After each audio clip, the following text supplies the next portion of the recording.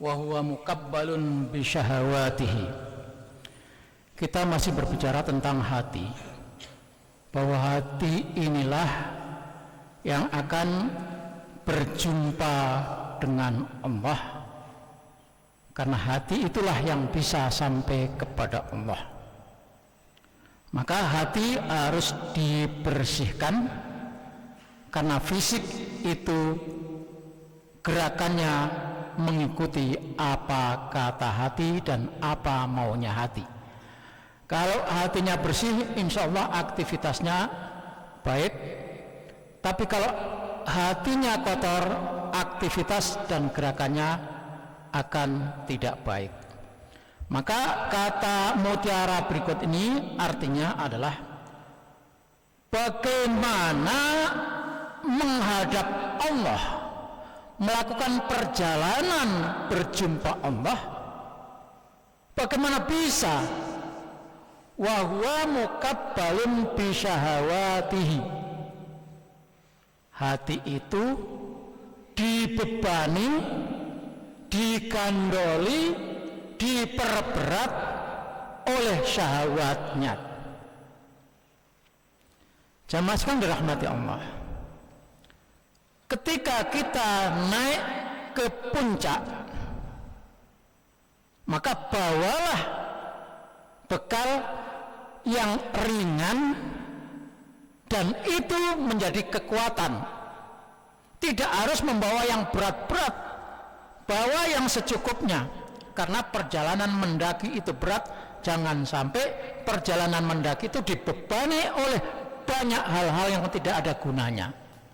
Jangan semuanya dibawa, karena itu tidak perlu. Punya ini dibawa, itu dibawa, ini dibawa, semuanya dibawa, padahal itu tidak diperlukan. Ketika kita melakukan perjalanan, faman kana yarju liqa'a rabbih, siapa yang melakukan perjalanan ingin berjumpa dengan Allah, falyamal amalan sholihah, maka lakukan amal-amal yang soleh. Kita akan berjalan berjumpa Allah, menemui Allah, karena itu adalah akhir dari cita-cita kehidupan seorang muslim. Di surga mungkin enak, tapi akan lebih enak ketika berjumpa Allah, dan itu dinyanyikan dalam Al-Quran. Keindahan yang tidak ada terkira adalah ketika berjumpa Allah Subhanahu wa ta'ala. Bagaimana kita melakukan perjalanan spiritual untuk di dunia ini?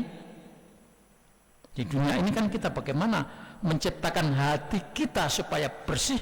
Kalau sudah bersih, maka spiritualitas kita hidup. Spiritualitas hidup, basirah kita, mata hati kita hidup. Dan itu tidak akan mungkin bisa ketika hati kita itu dibebani dengan syahwat. Syahwat itu apa? Keinginan yang berlebih-lebihan terhadap masalah dunia. Cinta pada wanita boleh, tapi kalau sudah cinta kepada banyak wanita, itu menjadi beban. Satu boleh, dua kalau mampu boleh, tapi satu saja nggak habis-habis, satu saja nggak bisa pelihara, satu saja tidak bisa mengatur, mendidik. Tapi keinginan syahwat itu ingin lagi, gila akhirnya.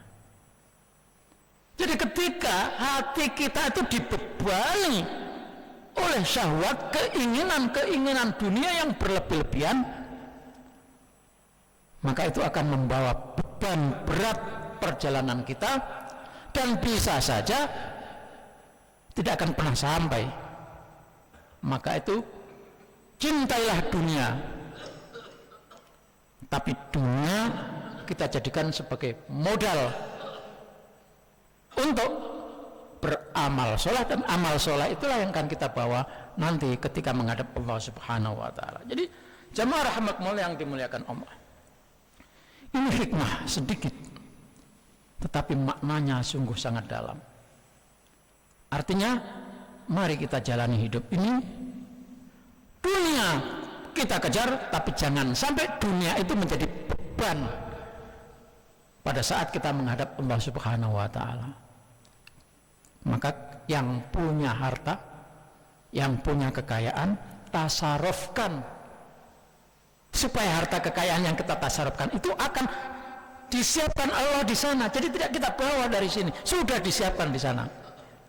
Kata hadis Rasulullah SAW, apa yang kamu pakai akan rusak, apa yang kamu makan akan rusak dan bahkan bisa menjadi penyakit. Tetapi apa yang kamu infakkan, itulah harta kekayaan. Maka di akhirat nanti disebutkan dalam hadis, orang berteriak-teriak, hartaku, hartaku, mana yang aku punya itu.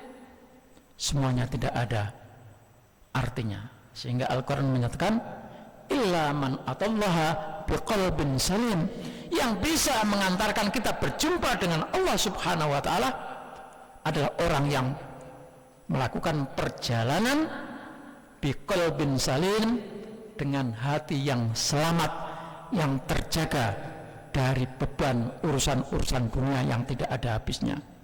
Sekali lagi, kita tidak membenci dunia, kita cinta dunia, tapi dijadikan dunia itu jangan sampai membuat kita lalai bahwa kita akan melakukan perjalanan menghadap Allah Subhanahu wa Ta'ala. Jangan sampai harta benda kita itu menjadi beban, tapi sebaliknya harta benda kita itu menjadi kendaraan yang melancarkan perjalanan kita. Sedikit saja ini yang saya sampaikan. Mohon maaf atas segala kekurangannya. Wallahu muwaffiq ila aqwamit thoriq. Wassalamualaikum warahmatullahi wabarakatuh.